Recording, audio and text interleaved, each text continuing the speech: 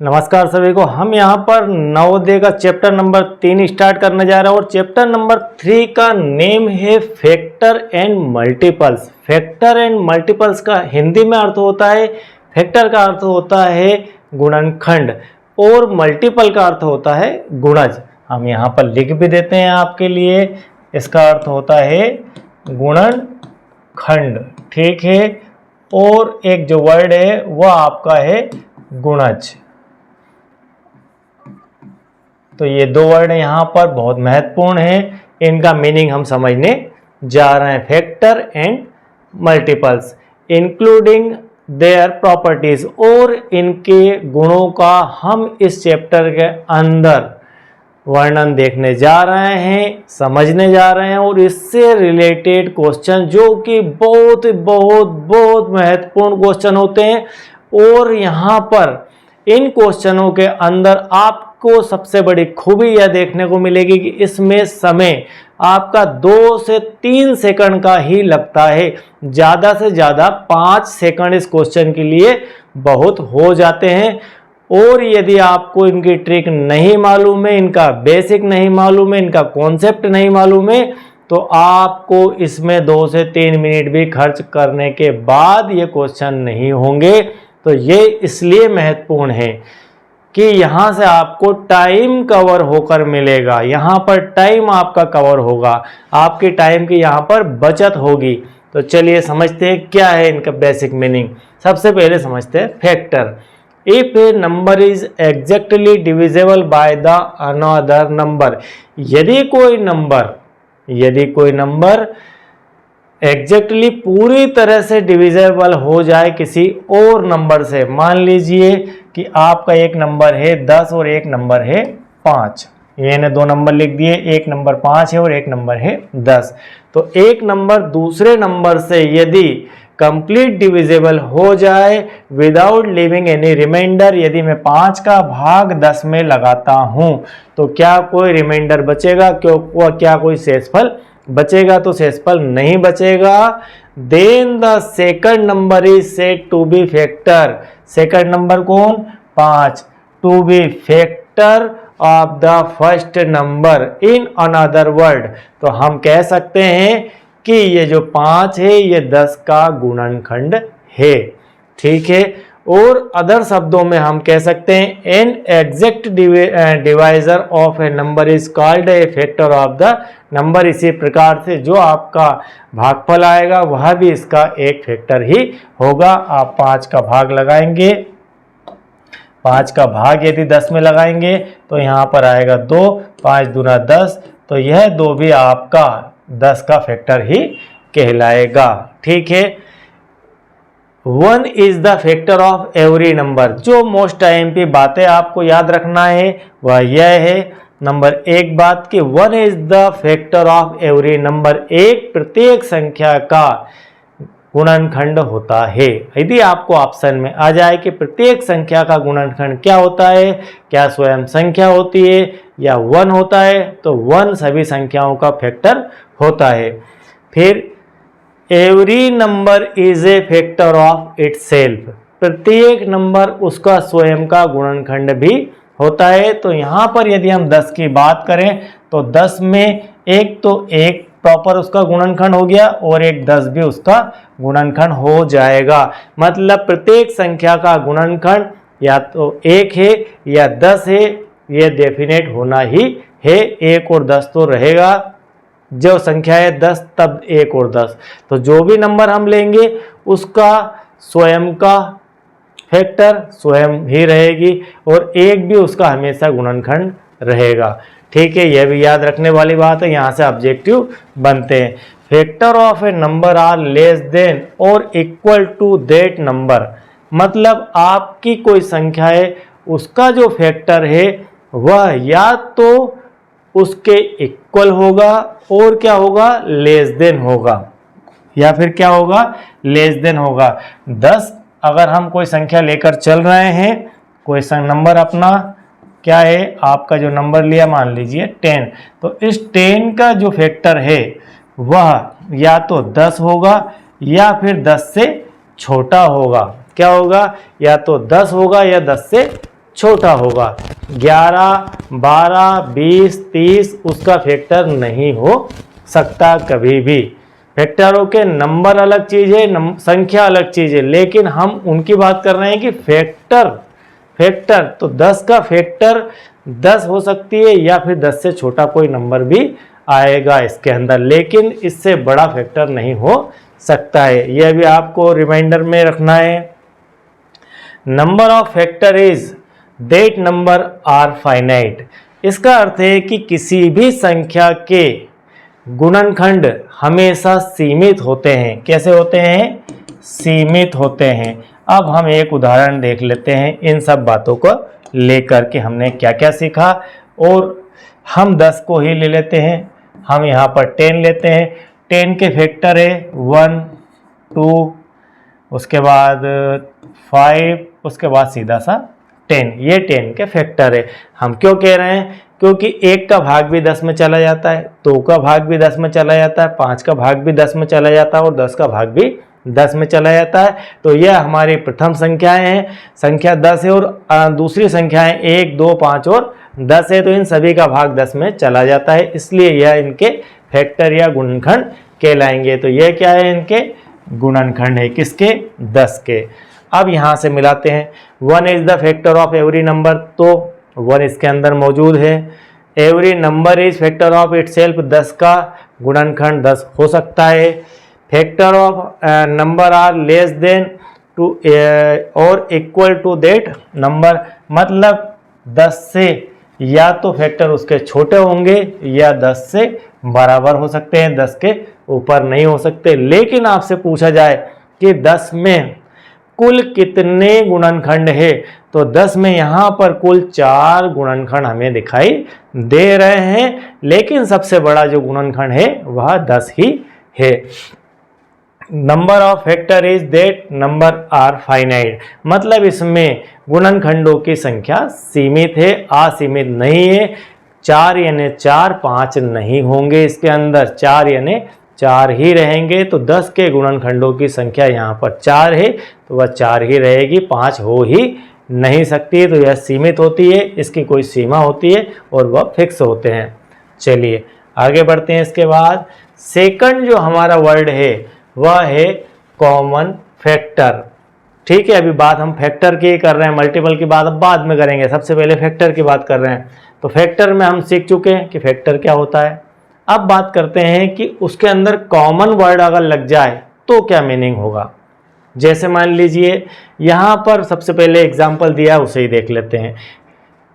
That are the common factor of 20 और 30। तो common का अर्थ होता है कि दोनों में जो उपलब्ध हो, ठीक है, दोनों में एक जैसा हो। तो यहाँ पर 20 के यदि हम कॉमन फैक्टर निकालें तो आपके पास ये आ जाएंगे। 1 का भाग 20 में जा सकता है, 2 का भाग 20 में जा सकता है, 4 से 20 डिवाइड हो सकता है, 5 से भी 20 डिवाइड हो सकता है, 10 से भी 20 डिवाइड हो सकता है और 20 से भी 20 डिवाइड हो सकता है। इसी प्रकार 25 को देखें तो 1 का भाग 25 में जा सकता है, 5 का जा सकता है और 25 का 25 में। अब कहा जा रहा है कि इन दोनों के बीच में कॉमन, तो कॉमन का अर्थ है कि दोनों के बीच में क्या क्या कॉमन है। 1 दोनों में कॉमन है और यहाँ पर 5 भी दोनों में कॉमन है। तो यहाँ पर लिख सकते हैं the common factor of 20 and 25 are 185। तो सीधा सा मतलब है कॉमन का कि जो दोनों के अंदर हो। अभी हमने फैक्टर की बात की तो फैक्टर एक संख्या का और कॉमन निकालने के लिए 2 संख्याओं के एक फैक्टर होना जरूरी है। एक के अंदर से कॉमन कभी भी नहीं निकलता है। कॉमन का अर्थ होता है तुलना, कॉमन का अर्थ होता है तुलना। तो जब तुलना की जाती है तो 2 लोगों की आवश्यकता पड़ती है, 2 चीज़ों की जरूरत लगती है, 2 विषय की आवश्यकता लगती है, तब जाकर तुलना हो सकती है। एक व्यक्ति की तो तुलना होती नहीं है। तो क्लास में जब भी आपकी कोई तुलना करता है तो अदर से तुलना होता है, तुलना करते हैं। घर में आपकी कोई तुलना करते हैं तो आपके बहन से तुलना करेंगे या भाई से तुलना करेंगे। तो तुलना में एक और पर्सन की आवश्यकता होती है। इसी प्रकार से संख्याओं में भी जब कॉमन निकालना हो तो उनकी कुल मिलाकर तुलना करना है कि उसमें एक जैसा क्या है। तो एक जैसा इनमें 1 और 5 है। ठीक है, ये कॉमन फैक्टर का बेसिक मतलब होता है। अब बात आती है हमारी मल्टीपल की। ये हमारा दूसरा बड़ा वर्ड है और इसको बोलते हैं गुणज। बहुत ही महत्वपूर्ण और आईएमपी कह दीजिए इसे। A multiple of a number is the, इसका अपोजिट है वो, किसका अपोजिट है? गुणनखंड का अपोजिट समझ लीजिए मल्टीपल को, हर जगह आपको उल्टा ही देखने को मिलेगा। A multiple of a number is the number obtained by multiplying it with other or same. मतलब आप किसी भी संख्या का गुणज या तो कोई अन्य संख्या होगी या फिर सेम संख्या हो सकती है। ठीक है, हम आगे मीनिंग क्लियर करके आपको और बताएंगे इसको। In other words the product of two or more number is said to be multiple of each of those number. मतलब आप कोई संख्या ले लीजिए, आपने ले लिया यहाँ पर 5, इसका आपको निकालना है गुणनखंड। क्या निकालना है? सॉरी, क्या निकालना है? गुणज निकालना है इसके। हम निकालते हैं इसके गुणज। तो 5 के गुणज जो आएंगे वो आएंगे आपके 5 का गुणा, 5 की टेबल पढ़ते जाइए। 5 का 1 से गुणा किया तो 5 हो जाएगा, 5 का 2 से किया 10 हो जाएगा, 5 का 3 से किया 15 हो जाएगा, 5 चौको 20 हो जाएगा, 5 25 हो जाएगा। इस प्रकार से आप आगे बढ़ते चले जाएंगे। तो ये आपके कहलाते हैं 5 के गुणज। तो यहाँ पर अब आप वर्ड का मीनिंग क्लियर कर लीजिए। Multiple of a number is the number obtained by multiplying with other. तो अदर 5 का हमने 1 से गुणा किया तो 5 आया, 5 का 2 से गुणा किया 10 आया, और 5 का 5 से गुणा किया तो 25 आया। तो 5 का स्वयं से गुणा करने पर 25 आया, और 5 का 1 से गुणा करने या अदर संख्याओं से गुणा करने पर 5 का 1 से किया, 2 से किया, 3 से किया, 4 से किया, तो ये नंबर प्राप्त होते हैं। कुल मिलाकर आप क्या कह रहे हैं कि 5 का गुणा आप तो या तो सेम से कर दीजिए या फिर 5 का गुणा अदर से कर दीजिए, तो आपको जो मिलेगा वह मिलेगा 5 का प्रोडक्ट, और उस प्रोडक्ट को ही हम उसका गुणज कहते हैं। ठीक है, clear? As to be multiple of is those numbers. अब multiple of a number is greater than, वहां पर था लेस देन, यहां पर क्या है? Greater than. और इक्वल वहां था फैक्टर के अंदर लेस देन और इक्वल, और यहां पर है ग्रेटर देन और इक्वल। 5 के गुणनखंड हमेशा गुणज हमेशा या तो 5 होगा या 5 से बड़ी संख्या होगी, क्योंकि हम 5 का गुणा कर रहे हैं किसी अदर नंबर में। तो सबसे छोटा नंबर होता है 5 गुणित 1, 5 एकम 5, 5 दूना 10, 5 तिया 15। तो हम यहाँ 5 का गुणा करते हुए 5 का किसी अन्य नंबर से गुणा करते हुए आगे बढ़ रहे हैं, तो स्वाभाविक सी बात है कि सबसे पहले हमें 5 ही प्राप्त होगा 1 से गुणा करने पर। उसके बाद 2 से गुणा करेंगे तो और बड़ा नंबर आएगा, और बड़ा आएगा, और बड़ा आएगा। तो यहाँ पर इसका यह मतलब है कि ग्रेटर देन या तो बड़ी संख्या मिलेगी या फिर मिलेगी इक्वल, या तो 5 मिल सकता है या 5 का से बड़ी संख्या आपको मिलेगी। फिर every number is a multiple of itself. प्रत्येक संख्या every number is a multiple, गुणज होता है स्वयं का। तो प्रत्येक संख्या स्वयं का गुणज भी होता है, क्योंकि 1 गुणित 5 5 भी होता है। 1 गुणित 5 5 होता है, और 5 गुणित 1 5 ही होता है। फिर है every multiple of a number is exactly divisible. प्रत्येक आपका जो मल्टीपल प्राप्त हो रहे हैं, यहाँ पर 5 के हमने मल्टीपल प्राप्त किए, वे सारे मल्टीपल हमेशा 5 से डिवाइड भी होंगे। इनमें 5 का भाग यदि देंगे तो पूरा तरह से चला जाएगा, इसका यह मीनिंग है। और आपको ये स्पेशल फैक्ट याद रखना चाहिए। By the number of multiples of a number are infinite. उसमें हमें यहाँ मिला था फाइनाइट और इसके अंदर मिल रहा है इनफाइनाइट। अब आप 5 को संख्या बढ़ाते जाइए, उसमें गुणा की, आपको नया नंबर मिलता जाएगा। मैं कह दूं यहाँ 5 है तो कोई उठा के 6 से गुणा कर देगा तो 36 बन जाएगा, 30 बन जाएगा, ये 35 हो जाएगा, यहाँ 40 हो जाएगा, फिर 45 हो जाएगा। संख्या बढ़ती चली जाएगी, क्योंकि 1 से गुणा किया 5, 2 से किया 10, 3 से 15, 4 से 20, 5 से 25, 6 से 36, 6 से 30, 5 से 7 से 35, 8 से 40 और 9 से 45, 5 से करें 10 से करेंगे तो फिर 50, फिर 11 से 55। तो इस प्रकार से इसकी संख्या इनफाइनाइट है। जब तक आप गुणा करते जाएंगे बड़ी संख्या से तब तक आपको नया नंबर मिलता चला जाएगा मल्टीप्लाई के फॉर्म में, और उसे हम गुणज कहते हैं। तो ये इसका बेसिक समझ होती है और ये इसका बेसिक होता है, और यही इसके कुछ स्पेशल फैक्ट है जो आपको याद रखना है। और जब हम क्वेश्चन सॉल्व करेंगे तब बहुत बेहतर तरीके से इसे बिल्कुल क्लियर करेंगे। Common multiples, a number that can be divide exactly by 2 और मोर डिफरेंट नंबर्स। ठीक है, यहाँ पर कॉमन मल्टीप्लाई की बात हो रही है, मल्टीपल्स की बात हो रही है। तो कॉमन मल्टीपल्स में वही रूल सेम जो उसमें था, वही का वही इसके अंदर है। कॉमन यानी कॉमन मल्टीपल ऑफ 24 एंड 36। तो यहाँ पर 36 और 24 का हमें कॉमन मल्टीपल देखना है। तो 24 को हम क्या लिख सकते हैं, हम लिख सकते हैं 4 गुणित 6 लिख सकते हैं। और 36 को क्या लिख सकते हैं, 6 गुणित 6 लिख सकते हैं। तो इन दोनों के अंदर, और 36 को 6 गुणित 6 के बाद और क्या लिख सकते हैं, हम इसे 9 गुणित 4 भी लिख सकते हैं। तो कई प्रकार से लिखा जा सकता है।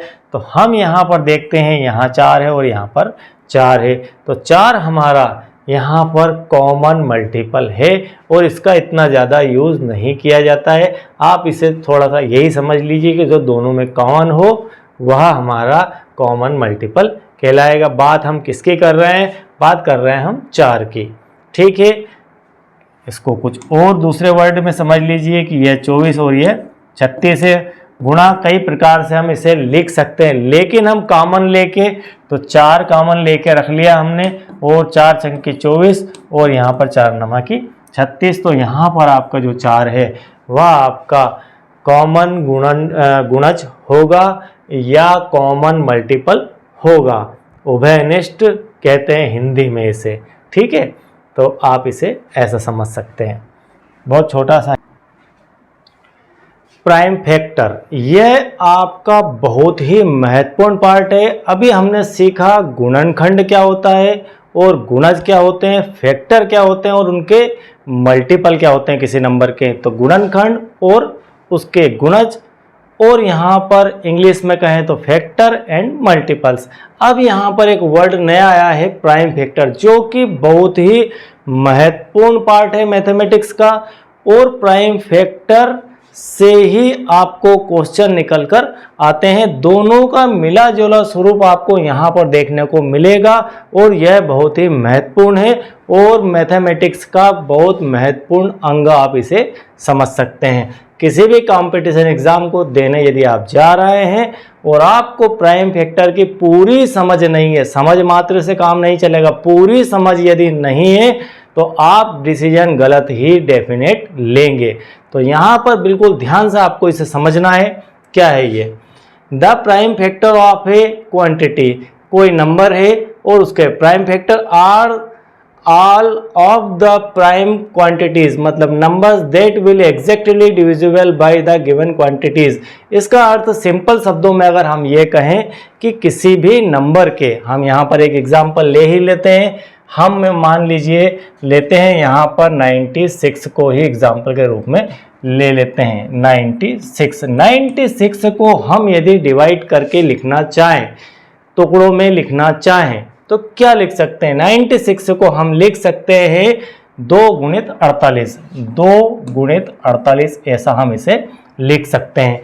अब हमने जो वर्ड यहाँ पर यूज़ किए थे उसके डेफिनेशन में वो ये थे कि इस इंग्लिश को मैं हिंदी में कन्वर्ट करके आपको अपनी भाषा में बता देता हूँ कि प्राइम फैक्टर वो फैक्टर होते हैं, फैक्टर का मतलब होता है टुकड़ा, वह टुकड़ा जिस टुकड़े को और टुकड़ों में नहीं बांटा जा सके, जिस नंबर को आप और नंबर में नहीं बांट सके। और दूसरों शब्दों में हम कहें कि मान लीजिए 96 को मैं लिखता हूं 2 गुणित 48, तो जो 2 मिला है और जो 48 मुझे मिला है, 48 मिला है, उन दोनों को अब हम ब्रेक नहीं कर सकते। क्या ऐसा यहाँ पर होता दिख रहा है? तो मान लीजिए 2 तो आपका फाइनल हो चुका है कि 2 में अब आप किसी संख्या से भाग नहीं दे सकते हैं। अब बचता है 48। क्या आप 48 को किसी और नंबर से डिवाइड नहीं कर सकते हैं? तो हम 48 को किसी और नंबर से डिवाइड कर सकते हैं। इसका अर्थ है कि 96 के ये दोनों फैक्टर नहीं हो सकते हैं। ठीक है, कुछ और ही इसके फैक्टर रहेंगे। चलिए आगे बढ़ते हैं। अब हम किसके कारण से रुके थे, यहां पर इसको मना किया था होने से, वह था हमारा 48। हम 96 को ऐसा भी लिख सकते हैं, 2 गुणित 2 गुणित 24 ऐसा लिख सकते हैं। अब आप देखेंगे कि क्या इसमें 24 के और टुकड़े नहीं हो सकते जिनके अंदर या 24 के अंदर और संख्याओं का भाग नहीं जा सकता है? तो जा सकता है, जा सकता है, इसलिए हम इसे भी अब कट करते हैं। यह भी इसके प्राइम फैक्टर नहीं है। अब हम लिखते हैं इसे 2 गुणित 2 गुणित 2 गुणित 12। क्या अब आपके पास ये सारे वो नंबर टुकड़े आ चुके हैं जिनमें और संख्याओं से भाग नहीं जाएगा? तो 2 में किसी संख्या से भाग नहीं जाएगा, 2 में नहीं जाएगा, 2 में, लेकिन 12 में चला जाएगा, इसलिए हम इसे भी कैंसिल करते हैं। अब हम नए तरीके से 96 को लिखते हैं, तो 2 गुणित 2 गुणित 2 गुणित 2, यहाँ पर 4 बार 2 हो गया और गुणित में यह आपका 6 हो गया। क्या अब 6 के अंदर और किसी संख्या का भाग नहीं जा सकता है? तो 6 के अंदर और किसी संख्या का भाग जा सकता है, 2 का और 3 का। तो ये अभी अंतिम टुकड़े नहीं हुए हैं, इसलिए हम इसे भी छोड़ देंगे। और फाइनली 96 को हम लिख सकते हैं 2 गुणित 2 गुणित 2 गुणित 2, आपके 4 बार 2 पहले आ चुके हैं, और इसे 6 को हम 2 गुणित 3 लिख सकते हैं। अब आप देखेंगे कि ये जो प्राप्त हुए हैं 2 2 2 2 2 2 3, तो इनके अंदर अब आप किसी और को ब्रेक नहीं कर सकते। आप ना तो 3 को तोड़ सकते हैं, ना 2 को तोड़ सकते हैं, ना 2 में किसी और संख्या का भाग जा सकता है, ना 3 में किसी और का संख्या का भाग जा सकता है। तब हम कह सकते हैं कि ये फाइनली 96 के टुकड़े हो चुके हैं जिनमें अब और किसी संख्या से भाग नहीं जा सकता है। Exactly divide the given quantities, मतलब अब आप इन संख्याओं में और किसी संख्या से डिवाइड नहीं कर सकते हैं। तब फाइनली उन टुकड़ों को हम इनके गुणनखंड कह देते हैं। और कैसे गुणनखंड कह देंगे? प्राइम गुणनखंड। गुणनखंड तो यह भी है, गुणनखंड तो यह भी है, गुणनखंड तो यह भी है, गुणनखंड तो यह भी है, लेकिन प्राइम आगे लगने के कारण, तो प्राइम फैक्टर और फैक्टर इन दोनों में क्या अंतर है अब आप समझ गए होंगे। एक है प्राइम फैक्टर और एक है सिर्फ फैक्टर। तो प्राइम फैक्टर और फैक्टर में यही अंतर है कि ये सब आपके फैक्टर है 96 के, लेकिन ये एकमात्र आपका प्राइम फैक्टर है। ठीक है, ये आपका एकमात्र प्राइम फैक्टर है और ये सब 96 के फैक्टर हो सकते हैं।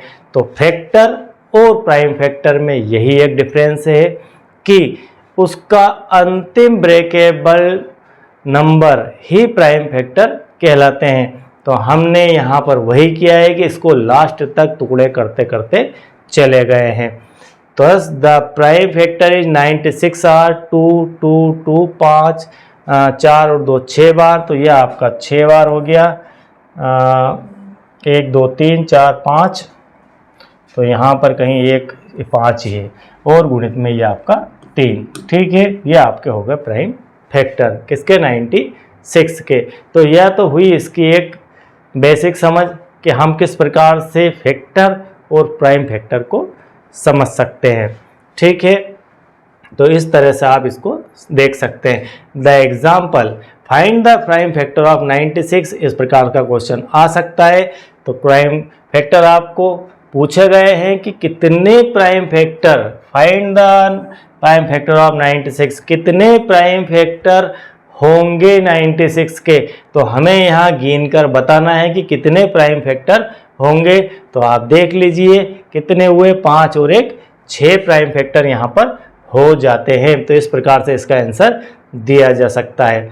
और आगे समझते हैं इसे कि प्राइम फैक्टर के अंदर और क्या बारीक बातें होती है। अब बाकी जो होती है वे हम क्वेश्चन के दौरान हमें जो मिलेगा उसके अंदर फैक्ट फाइल जो है वो सब आ जाएगी सामने।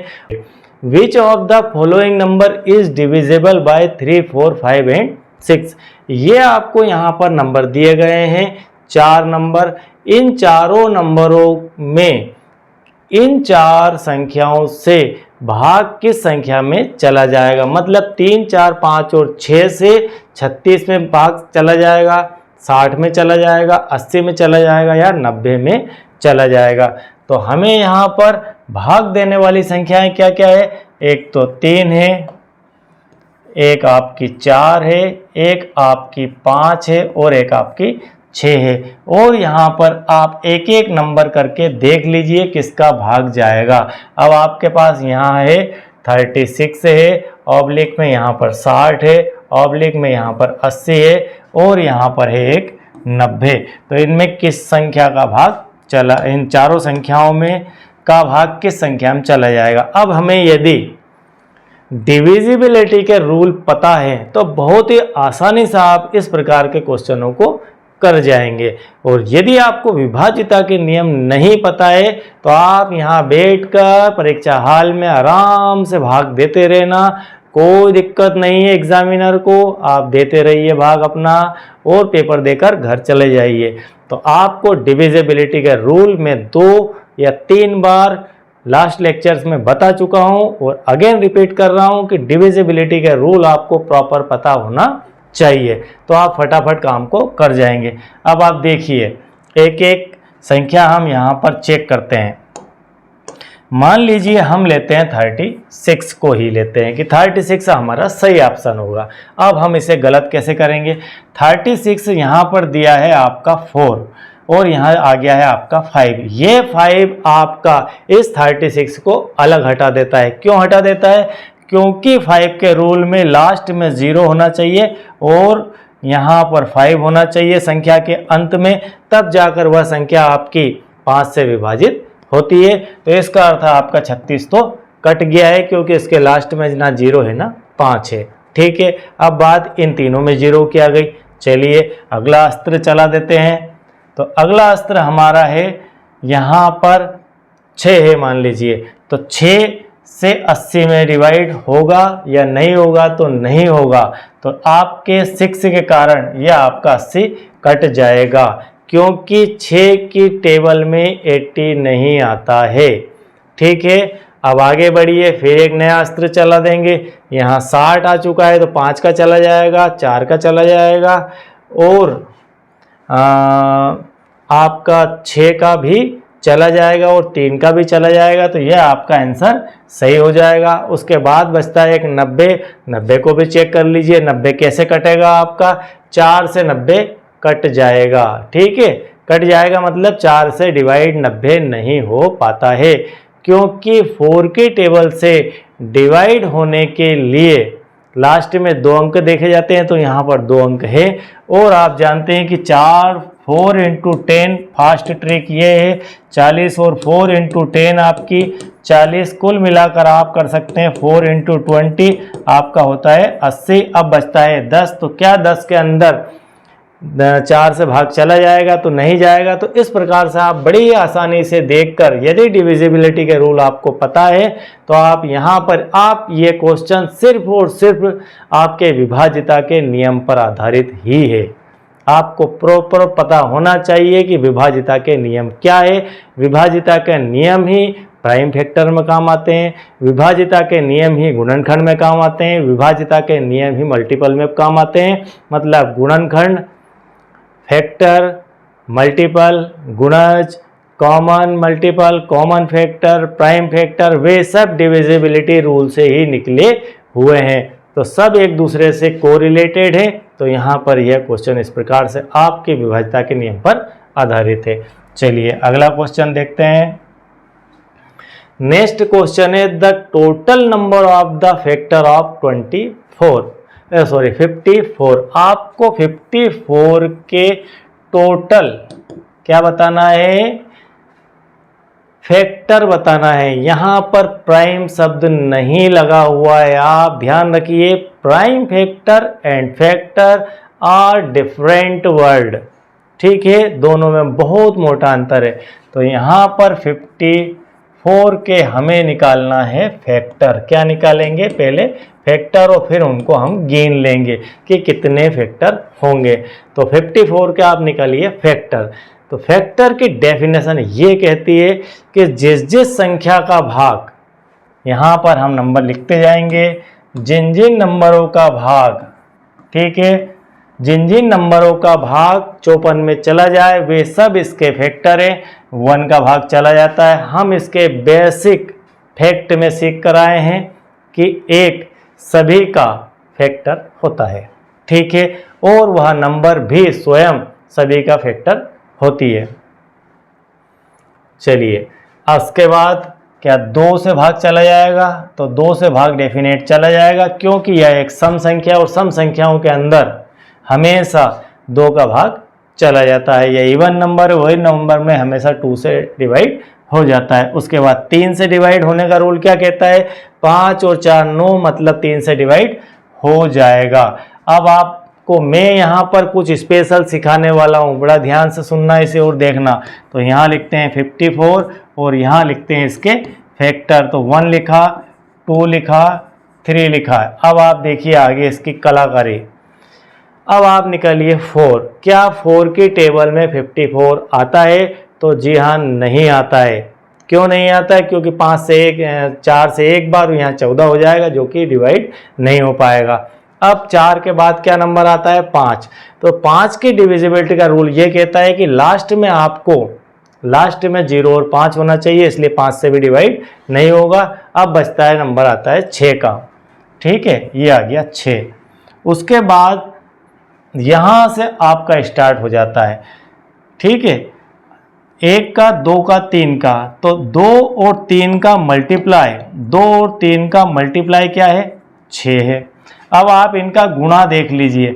क्या 3 का 3 में गुणा करेंगे तो इसका अगला इससे आगे बढ़ जाएंगे, तो इससे आगे बढ़ जाएंगे 3 का 3 का गुणा करने से।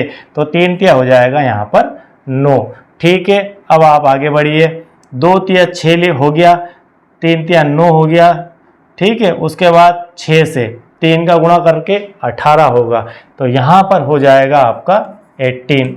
अब आपको नेक्स्ट चाहिए, तो 18। जब भी आप इसके आधे में पहुँचेंगे, हमेशा ध्यान रखिए, आपको क्या सिखा रहे हैं वो सीखिए कि जल्दी कैसे निकाला जाए।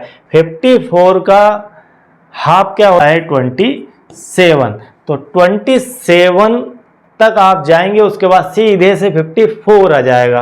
तो 18 आ चुका है, 9 आ चुका है, कुल मिलाकर यहाँ से आपको 9 की टेबल हाथ में आ चुकी है। 6 आ गया, उसके बाद 9 आ गया, और 9 के बाद 18 आ गया, और 18 के बाद आपको आएगा 27 और 27 4। तो इस प्रकार से हमें लिखना है, ठीक है। अब आप इसे काउंट कर लीजिए, 1 2 3 4 5 6 7 और 8। तो कुल मिलाकर आपके पास यह नंबर होते हैं 8 फैक्टर के। तो 8 फैक्टर इसके प्रॉपर होंगे। तो यह लिखने का जो तरीका है यह सभी में सेम ही होता है, तरीका बिल्कुल यही होता है। एक कॉमन रहेगा, अगर यह सम है तो 2 से स्टार्ट होगा, और विषम है तो यह 3 से स्टार्ट भी हो सकता है, ठीक है, और नहीं भी हो सकता है। उसके बाद अगला जो है वो डिपेंड करता है नंबर के ऊपर कि उसमें 4 आएगा या नहीं आएगा।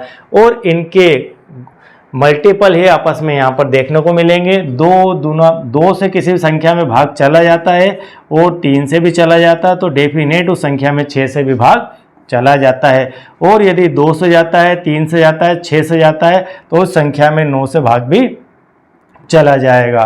और यदि 2 से जाता, 3 से जाता, 6 से जाता है, कुल मिलाकर उस संख्या में फिर 18 से भाग भी चला जाएगा, क्योंकि 9 दूना 18 भी होता है। और यदि 2 से, 3 से, 6 से, 9 से और 18 से जाता है, तो कुल मिलाकर 9 तिया 27 भी होता है, तो 27 से भी भाग चला जाएगा। और यह आपका 50% हो गया। इसके बाद सीधे से उठा के आप 54 को लिख दीजिए, ज़्यादा चेक करने की आवश्यकता नहीं है।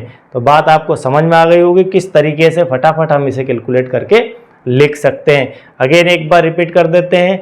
2 तिया होता है 6, और यहाँ 3 दूना 6 होता है, और 6 तिया 18 भी होता है, और 3 तिया 9 भी होता है, और यहाँ पर 9 तिया 27 भी होता है, ठीक है। इस प्रकार से आप इसको गुणा करके भी आगे बढ़ सकते हैं। तो कई तरीके हैं सोचने के, कई वेरिएशन में आप इसे विचार कर सकते हैं, सोच सकते हैं, समझ सकते हैं। तो इस प्रकार से आप 54 के फैक्टर निकाल सकते हैं। तो 1 2 3, उसके बाद आएगा 6, उसके बाद आएगा 9, फिर आएगा 18, फिर आएगा 27 और फिर आएगा 54 अंत में। तो ये आपके होंगे फैक्टर इसके, और जिनके नंबर है 8। तो फैक्टरों को की संख्या अगर पूछा जाए तो फैक्टरों की संख्या होगी 8, और फैक्टर पूछा जाए तो ये आपके फैक्टर होंगे।